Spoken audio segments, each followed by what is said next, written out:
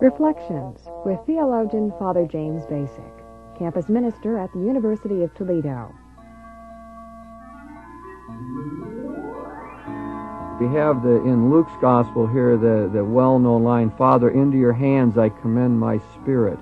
I think it's good to parallel that with the other words of the psalm that were put on the lips of Jesus, "Father, why have you forsaken me?"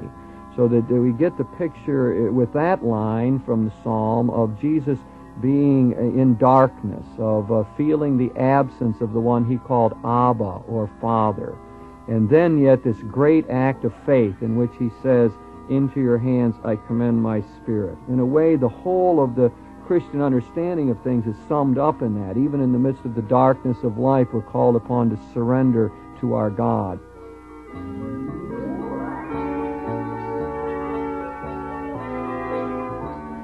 Joining Father Bacik in today's reflections is Rosemary Finneran, Director of Public Relations at Corpus Christi Parish at the University of Toledo. Today's reflections focuses on the topic of the commentary on the Passion of the Lord. Here's Father Bacik. Rosemary, I thought it would be good if you and I discussed a bit the Passion account in the Gospel according to Luke. Of course, that is central to the whole Christian understanding of things. You know, when the disciples in the early church began preaching about Jesus, that really was the core of their message, the whole idea of Jesus' arrest and his trial and his crucifixion and his burial and his resurrection. That formed the core of the whole Christian message. That was the earliest part of the gospel as it was preached. And I thought we could go through here a little bit of the Gospel of Luke, his Passion account, and then perhaps I will make some comment on it, and then you could read for us some of the sections there beginning in chapter 23. All right? Fine. Okay. You know, in Luke's Gospel, there's that idea that Jesus sets his face on Jerusalem. The temptation in Luke's Gospel is for Jesus to stay in the hinterlands in Galilee. But he overcomes that temptation and says, no, we're going to Jerusalem. He has to go to the capital city. He has to go there even knowing that the establishment people may well get him. The religious leaders, the Romans under the governor Pilate, that it is likely indeed that he will run into great trouble there and lose his life. But Luke says that he resolutely sets his face towards Jerusalem. He walks to Jerusalem despite the protests of his disciples. And sure enough, when he gets there, after having the Last Supper with his disciples, then he goes out into the garden for prayer. And it is that while he's out there that he, in Luke's Gospel, a very graphic kind of portrayal where Jesus is in this agony and goes down on his knees and prays in these words, "Father, if it is your will, take this cup from me, yet not my will, but yours be done." An angel appears to strengthen him then. And in his anguish he prayed with all the greater intensity, and his sweat became like drops of blood falling to the ground. So Luke gives us this very graphic portrayal here of the agony in the garden. And then comes the arrest of Jesus. It says, while he was still speaking, a crowd came, led by the man named Judas, one of the 12. And Judas comes to betray the Son of Man with a kiss. And then they strike out. It says, when the companions of Jesus saw what was going to happen, they said, "Lord, shall we use the sword?" One of them went so far as to strike the high priest's servant and cut off his right ear. "Enough," Jesus says. He touches the ear and heals the man. That's a typical comment in Luke. Luke is a very compassionate gospel. He sees Jesus as the compassionate one, always reaching out, touching, and healing. So even here in this difficult moment, he touches the ear of the servant and heals that. And then the next part we get to the denial by Peter. They led him away under arrest and brought him to the house of the high priest while Peter followed at a distance. So, and then we get that whole interchange here of the woman saying that he must have been one of the followers, and Peter denies this.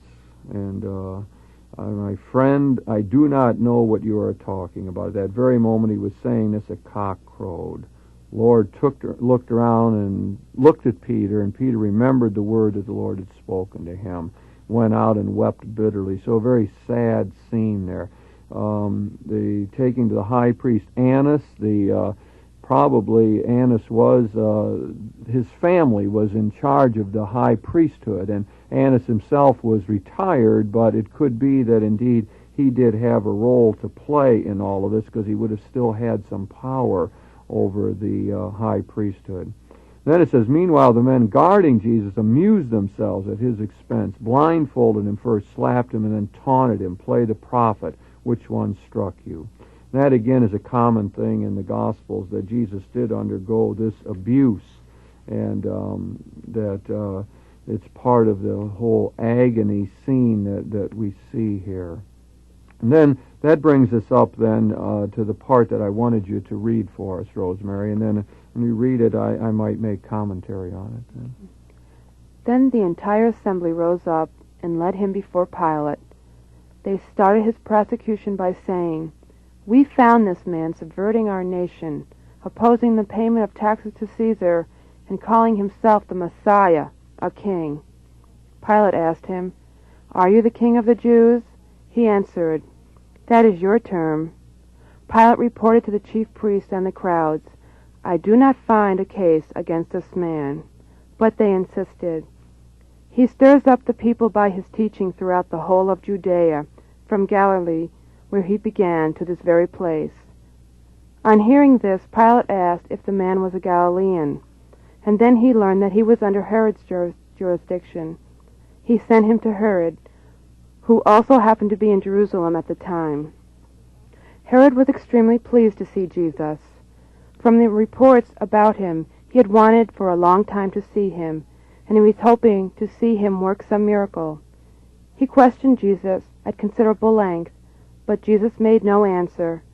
The chief priests and scribes were at hand to accuse him vehemently. Herod and his guards then treated him with contempt and insult, after which they put a magnificent robe on him and sent him back to Pilate. Herod and Pilate, who had previously been set against each other, became friends from that day. All right.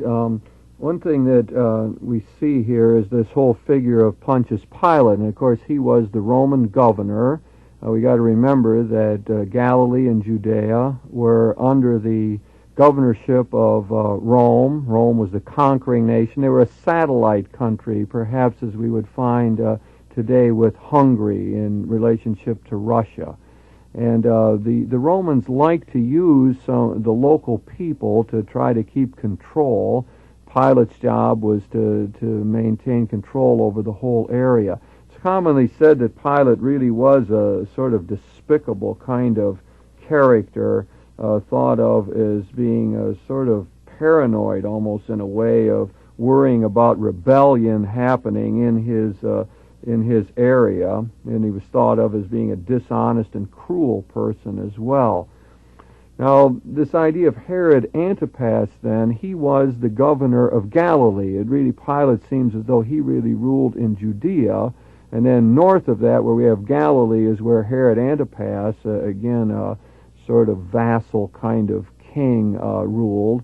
And it could well be that indeed Pilate, who was having a lot of trouble in Galilee, might well have sent Jesus to Herod Antipas to sort of get him in on the act here, or to consult with him.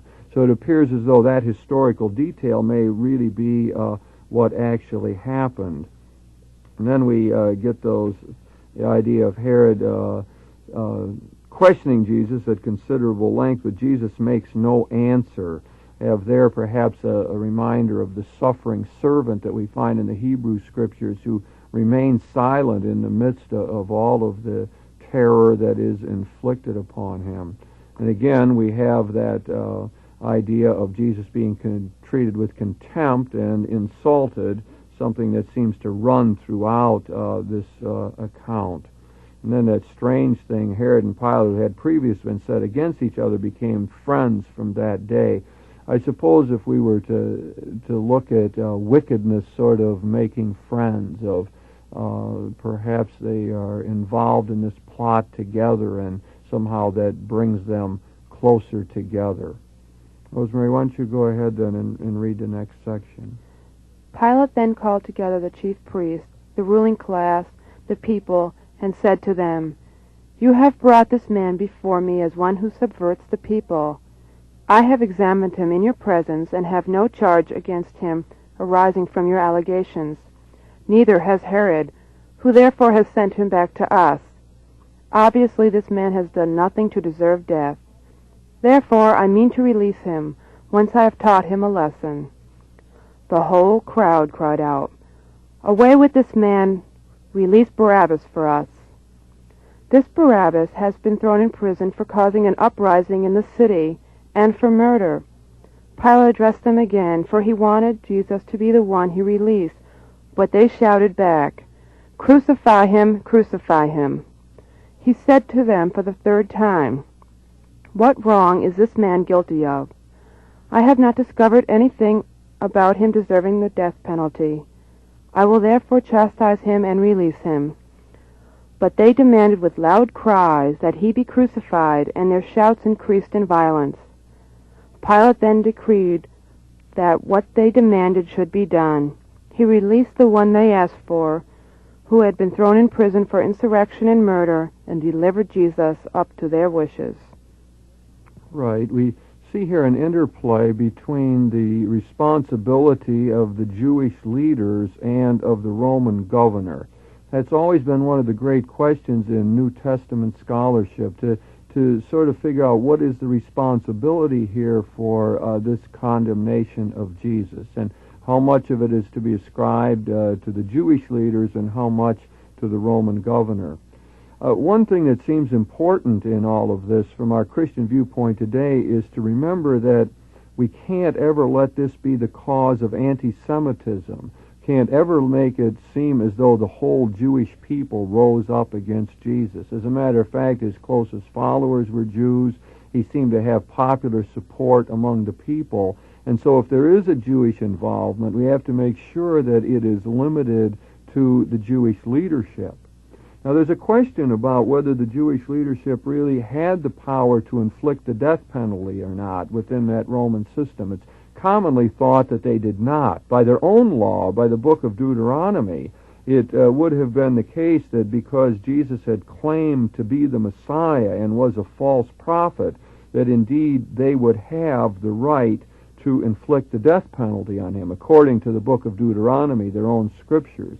But whether the Romans really allowed them to do that is really not clear. Now, what the Sanhedrin, that is the leading group of 70 elders among the Jews, were concerned with was that Jesus was a false prophet and was misleading the people. In a way, he was subverting their authority. You remember in the scriptures that one of the important ideas was that Jesus spoke with authority. Amen, amen, I say to you. And that seemed to bother the Jewish leadership a great deal. Of course, they were in charge, and if some other upstart, in a way, was doing this, you can see how that would begin to threaten their own position. And that would be one reason, perhaps, why they felt that it was necessary to try to get rid of him. Now, the other side of this, and what I think becomes more and more clear among the scholars today, is the Roman involvement in this. That the problem with them is to see Jesus as an insurrectionist, as someone who's going to lead a potential revolution. Remember, I said before that Pilate was very worried about what was happening in his country, and his big job was to keep peace. And if he was going to keep his job, he had to try to maintain that. So what they really worried about was insurrection, or these armed revolutionary groups. We remember there was the group in New Testament times called the Zealots. And the Zealots were the group of people who felt that the way to deal with the Romans was through violence. Jesus had a zealot within his own group. Remember Simon the Zealot. So that was that group within the Jewish community who thought that the way to deal with the Roman conquering power was through armed rebellion. And therefore the Pilate had to be worried about that, and that kind of thing really was around. Now, it seems difficult to figure out exactly this sequence of trials and so on. What happened when, and how did this all occur? Now, I'll tell you how one scholar, Raymond Brown, reconstructs this particular thing. He thinks that the arrest of Jesus occurred at night, and that seems clear from the portrayals in the Gospel. So Jesus leaves the Last Supper with his disciples, goes out into the garden, as was his custom, to pray, and it's there that they come to arrest him, led by Judas. Perhaps they needed Judas to identify him. One theory is that he wasn't that well known to the leaders and to the temple police who were coming to get him. That's possible. Although the other theory is that he was well known because he was in Jerusalem a lot. That's the difference between Mark's Gospel and John's Gospel. In Mark's Gospel, the whole of the ministry occurs up there in Galilee. And Jesus only comes down near the end of the ministry into Jerusalem. John's Gospel, we have another picture that Jesus is often in Jerusalem and therefore would have been well known. So that is a debatable kind of point. But perhaps Judas was needed because to identify him, because they wouldn't know who he really was. Another, while I'm on that whole idea of that arrest at night, it's interesting to see the difference in John's Gospel and the Synoptics on that particular point of the whole agony in the garden. Because in John's Gospel, the thing appears very differently, because when they come to get Jesus in John's Gospel, they can't just take him, because he says here, when therefore he said to them, I am he, they drew back and fell to the ground. And you don't find that in the Synoptics in Matthew, Mark, and Luke. And so in John's Gospel, again, and throughout this whole trial, this whole business, Jesus is the king. And he has power over this whole thing. And they can't take him unless he would allow them to. So they just fall right back when he even says, here I am. In the other synoptics, in the Synoptics, Matthew, Mark, and Luke, we don't get that particular picture. So we start out here with that arrest at night. And then perhaps there was a preliminary police interrogation at that same night by Annas and the temple police. Annas being the high priest, former high priest, retired, but perhaps still in having some sort of power in his family there.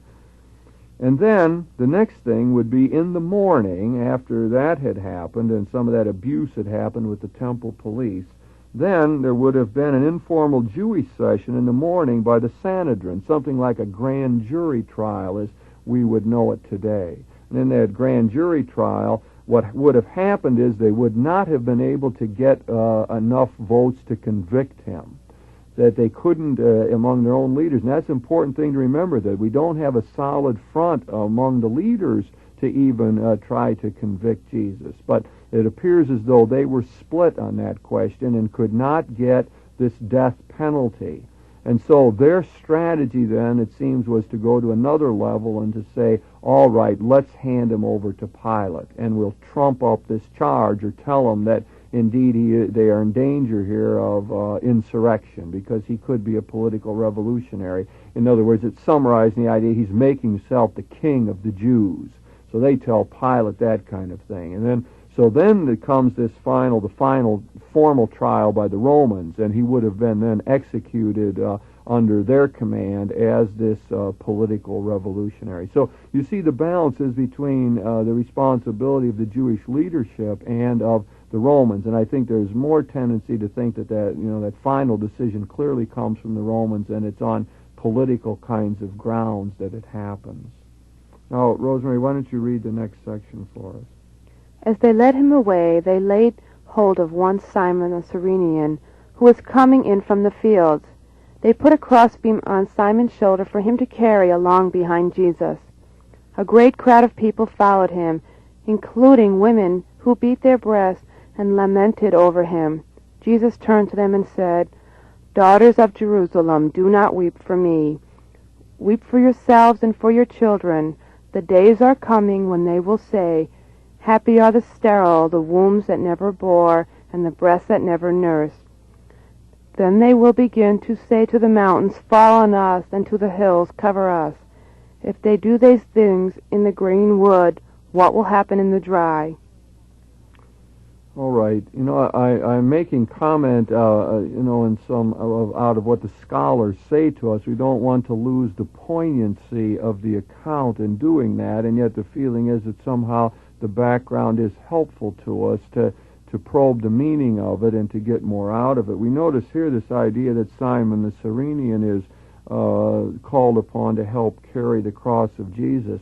Now we know that the custom of the times was to leave the vertical pole out in the open in the spot where the crucifixion would occur. That occurred in Calvary. That's the Latin word for skull place, and it's called that because of the shape of this hill on which Jesus was crucified. But the common custom was to keep the vertical beam there, and for the executed person to carry out the cross beam to the site of the execution. And evidently one of the reasons it was done so publicly and out in the open was precisely to show the other people that they shouldn't be involved in this kind of activity. It was to be an example to others to stay in line.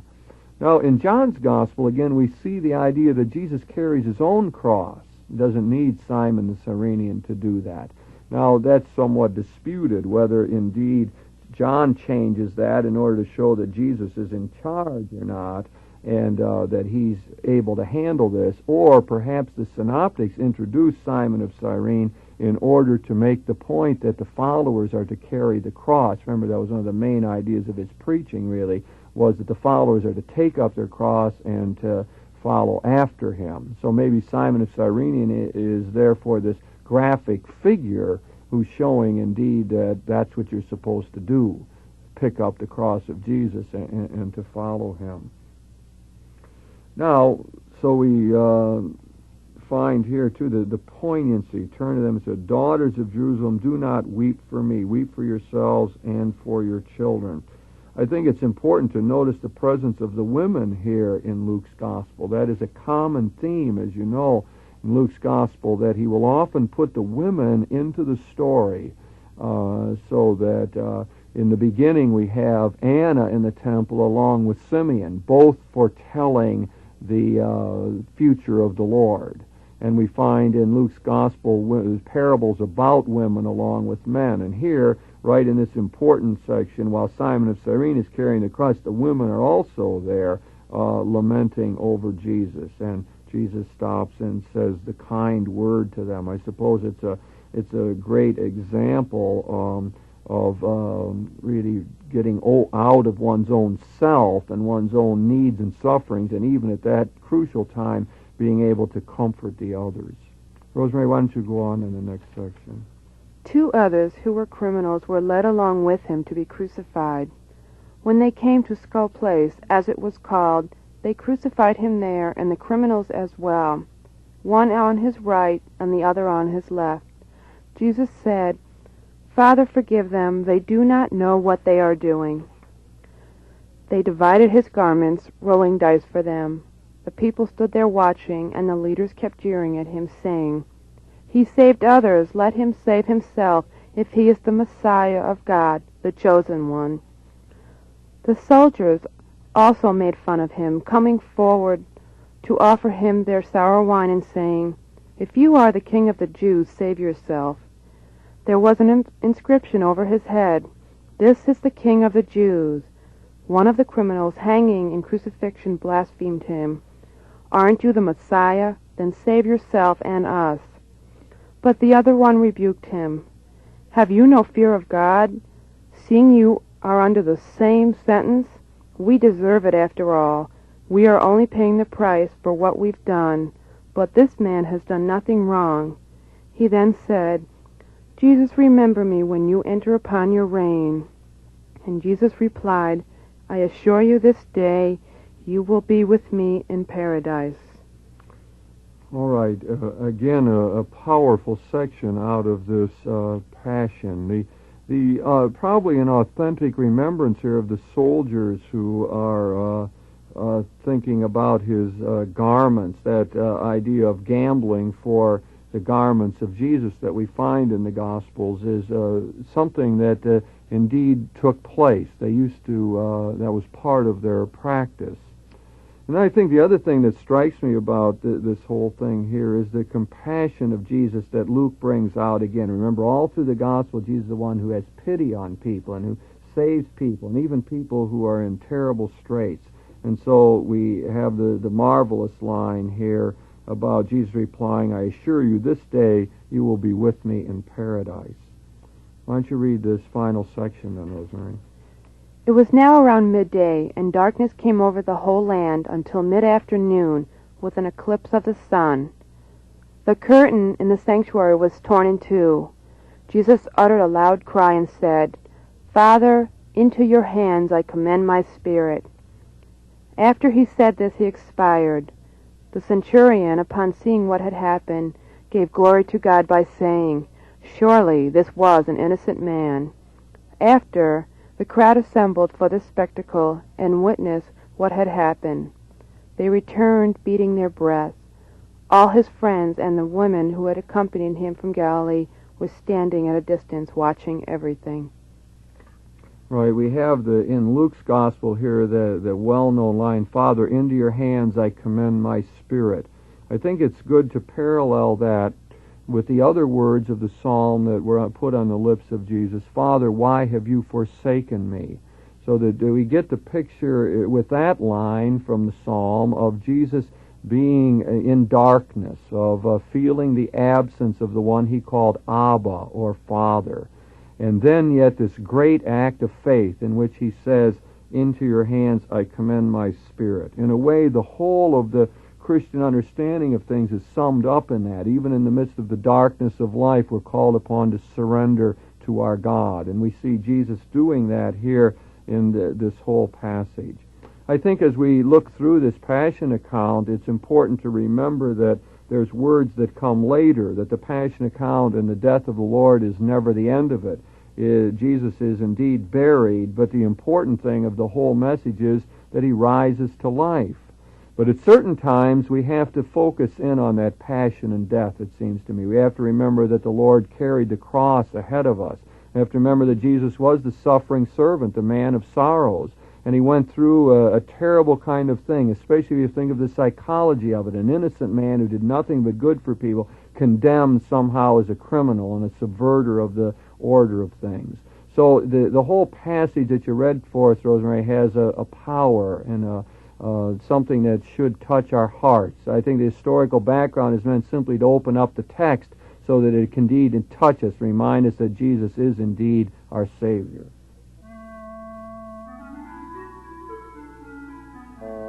You've been listening to Reflections with your host, theologian Father James Bacik, campus minister at the University of Toledo.